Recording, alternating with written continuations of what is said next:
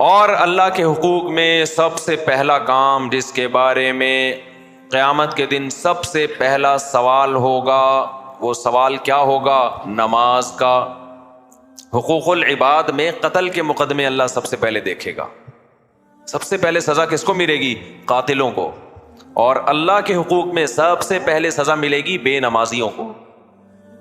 تو بھائی جب ہم نے مرنا ہے، اللہ کو حساب دینا ہے، تو کیوں نہ ہم نماز قائم کر لیں۔ آج ہمارے ایک جاننے والے کو میں نے دیکھا فجر میں صف اول میں کھڑا ہوا ہے، مجھے اتنا اچھا لگا، میں نے کہا یار اگر ہمیشہ ایسے ہی ہو جائے کتنا اچھا لگے گا۔ ہماری نظر میں ان چیزوں کی ویلیو نہیں ہے۔ نبی صلی اللہ علیہ وسلم نے فرمایا جو نماز میں صف اول میں ہوتے ہیں، جب قیامت کے دن اللہ کا دربار لگے گا، اللہ کا قرب ملے گا، تو وہاں بھی صف اول میں وہی لوگ ہوں گے۔ اللہ کہے گا جب میں حیا علی الصلاۃ کہتا تھا، آؤ نماز کی طرف، تو یہ میری پکار پر لبیک کہتے تھے، لہذا آج پروٹوکول بھی کن کو ملے گا؟ ان کو ملے گا سب سے زیادہ۔ نماز کو ہلکا مت سمجھو، پل کو بھی ہلکا مت سمجھو۔ بعض لوگ آتے ہیں ایسے پیچھے کہیں کونے میں بیٹھ جاتے ہیں تاکہ بھاگنے میں آسانی ہو۔ بھائی شوق دکھاؤ اللہ کو اپنا، شوق دکھاؤ اللہ کو اپنا۔ تو نماز کا ضائع کر دینا، سفر ہو یا حضر ہو، یہ صغیرہ گناہ ہے یا کبیرہ گناہ ہے؟ کبیرہ گناہ ہے۔ زنا کرنا صغیرہ ہے یا کبیرہ ہے؟ کبیرہ گناہ ہے۔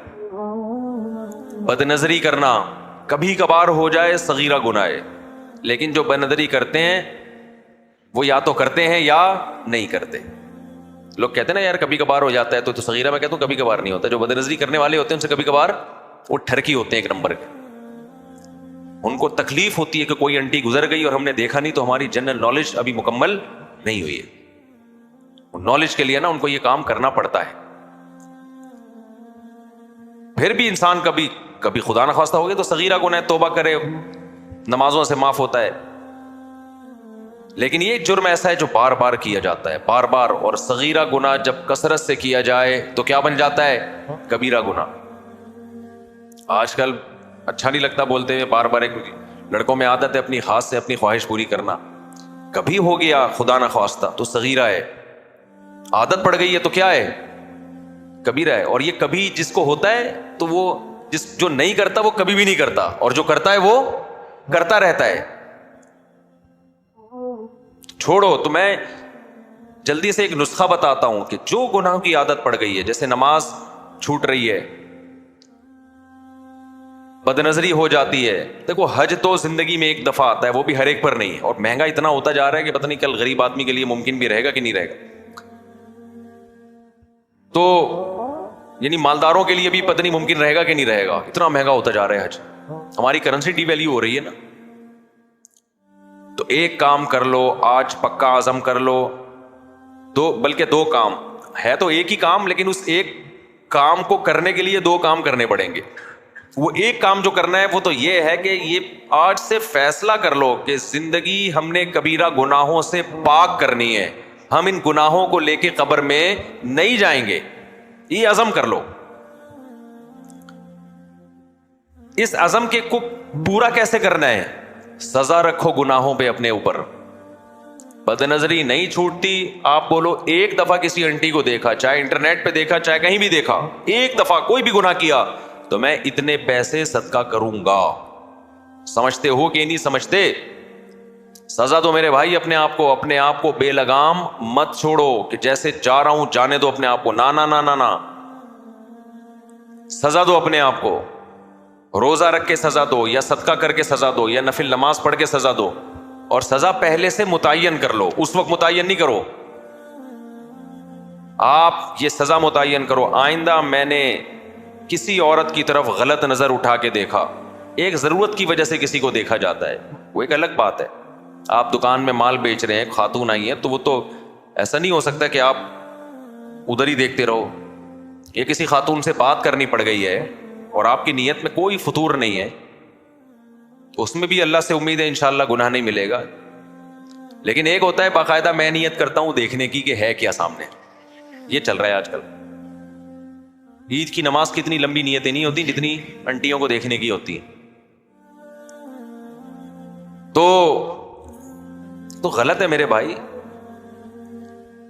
تو جب بھی, کیونکہ یہ جو بدنظری ہے نا یہ بڑے گناہ کی طرف لے کے جاتی ہے. آپ ایسا نہیں ہوتا یہاں اسٹاپ ہو جائے, پھر اگلا خیال آتا ہے, پھر اگلا خیال آتا ہے. تو ابھی سے بریکیں لگاؤ. جب ہو گئی 100 روپے صدقہ کروں گا لازمی, یا 200 روپے صدقہ کروں گا, یا 500 روپے صدقہ کروں گا, جس کو اللہ نے جتنی آمدن دی ہے وہ اس حساب سے کیا کرے گا, صدقہ. اچھا شیطان اس میں ورغ لاتا ہے, یار تو صدقہ کرتا ہے, پھر تجھ سے ہو جاتی ہے بے حیائی. کوئی بات نہیں, کرتے رہو گے نا صدقہ, ایک وقت جیب پہ اثر پڑنا شروع ہوگا. تو لگام دو اپنے آپ کو. ماں باپ سے بدتمیزی سے بات کرنا, ماں باپ کے سامنے چیخنا, ثواب کا کام ہے یہ گناہ ہے؟ بچنا لازم ہے نا. تو لوگ کہتے ہیں ہم سے بچا نہیں جاتا, آپ کا باپ بھی بچے گا. آپ دیکھیں جب باپ سے بدتمیزی سے بات کی ہے, جب غصہ ٹھنڈا ہوا فوراً 500 روپے لے جا کے کہاں ڈال دیے, مسجد کے ڈبے میں ڈال دیے, یا کسی فقیر کو پکڑا دیے. ٹھیک ہے جی بدتمیزی کی ہے تو اس کا جرمانہ. سگنل توڑتے ہو, پولیس والا روکتا ہے, لال بتی توڑ دیا آپ نے, آپ کہتے تو میری عادت پڑ چکی ہے, ایکچولی مجھ سے نہیں برداشت ہوتی ہے بتی میں نہیں جانتا. سگریٹ وہ پولیس والا کہے گا ٹھیک ہے جی آپ کو عادت ہے سگنل توڑنے کی, ہمیں عادت ہے جو سگنل توڑے اس سے پیسے لینے کی. یہ کہہ کے چھوڑ دے گا آپ کو کہ چونکہ آپ یوز ٹو ہو چکے ہیں, وہ بھائی پیسے لے گا. تو آپ سے بھی جب خدا کی نافرمانی ہو, آپ کیا کرو, اللہ کے غضب کو ٹھنڈا کرنے کے لیے پیسے دو, اس سے آہستہ آہستہ وہ گناہ انشاءاللہ چھوٹے گا. ہمارے حضرت کو کسی نے خط لکھا, میں جب گھر میں آتا ہوں بیگم سے تمیز سے بات مجھ سے ہوتی نہیں ہے, سناتا رہتا ہوں ہر وقت. جب شادی نہیں ہوتی تو کیسا بھاگ رہا ہوتا ہے پیچھے, ایکچولی اور ایسے میٹھے اخلاق سے بات کرے گا, جو تھپڑ مارنے کا دل کرتا ہے اتنے میٹھے اخلاق پہ, لگتا ہے ڈرامے بازی کر رہا ہے. لوگ کرتے ہیں اس طرح لڑکیوں کو پھنسانے کے لیے. آپ تجربہ کر کے دیکھ لو. فون آپ کرو, اپنے کسی دوست کو فون کرو, اور بھائی کیا حال ہے, وسیم بھائی کیسا چل رہا ہے, وسیم ایک دم بولے گا ہاں الحمدللہ یار بس میں ختم کر رہا ہوں. فوراً بولے گا ہاں بھائی بڑے زبردست چل رہا ہے, اور یار پتا اچھا یار میں بھی ذرا بزی ہوں, پھر بعد میں بات کروں گا. بیگم کو فون پکڑاؤ, بیگم ذرا وسیم کو فون کرو, تو اس سے پوچھو دعوت میں کب آ رہے ہو. بیگم کا, جب آپ کی بیگم کا, اس کی اپنی بیگم کا فون آئے گا تو ٹھک کر کے رکھ دے گا, اٹھا کے موبائل توڑ دے گا, یہ ہوا کیا میرے ساتھ. وہی بیگم جو گھر میں چھوڑ کر آیا وہی فون پہ بھی وہی ہے. دوسرے کی بیگم کا فون آئے گا نا, جی فرمائیے, دیکھیے وہ میرے ہسبینڈ نے آپ کو بلایا ہے. اصل میں ایکچولی بات اصل میں یہ ہے کہ ایسا ہے کہ میں آؤں گا انشاءاللہ, میں ضرور آؤں گا.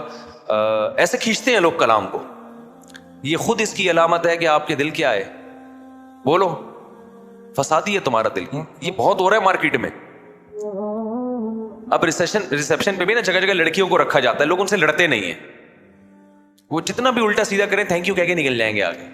پہلے بندے بیٹھے ہوئے ہوتے تھے نا ریسیپشن پہ, ذرا سا الٹا کیا ایک تھپڑ لگایا کھینچ کے نا, پھٹا ہو گیا. یار تم کیا کر رہے ہو, اللہ نے جس کو تمہارے لیے بنایا ہے اس سے تمیز سے بات نہیں ہو رہی ہے, اور ساری دنیا کی انٹیوں سے جب بات کرتے ہو تو تمہارا ایٹیٹیوڈ ہی چینج ہو جاتا ہے. یہ وہ اخلاق نہیں ہے جس پہ آپ کو ثواب ملے گا. یعلم خائنۃ الاعین وما تخفی الصدور, اللہ سینوں کے بھیدوں کو بھی جانتا ہے, آنکھوں کی خیانت کو بھی جانتا ہے. آپ سمجھ رہے ہو اس مسکرانے پہ مجھے ثواب مل رہا ہے, بالکل بھی ایسا نہیں ہے. ثواب ملتا ہے گھر والوں کے ساتھ حسن اخلاق پر. تو جہاں گھر والوں کے ساتھ بد اخلاقی ہو تو کیا سزا دینی ہے اپنے آپ کو, بولو صدقہ. ہمارے حضرت نے ایک نسخہ بتایا, کسی کو وہ بہت بدتمیزی کرتا تھا اپنی بیوی کے ساتھ, فرمایا جب بھی بدتمیزی کرو نا معافی مانگو بیگم سے. اب اس کو اتنا دماغ اس کا ہائی تھا, اس کو بیگم سے معافی مانگتے ہوئے موت آتی تھی کہ یار میں اتنا بڑا آدمی, میں اپنی وائف سے سوری کروں. تو اس نے مجھے خود بتایا کہ 1-2 دفعہ میں نے سوری کی ہے تو مجھے اتنی ذلت محسوس ہوئی کہ پھر وہ برائی میں نے چھوڑ دی کہ جس کے بعد مجھے سوری کرنی پڑے. تو کوئی بھی سزا جب تک میرے بھائی اپنے لیے متعین نہیں کرو گے اس وقت تک انسان اپنی اصلاح نہیں کر سکتا.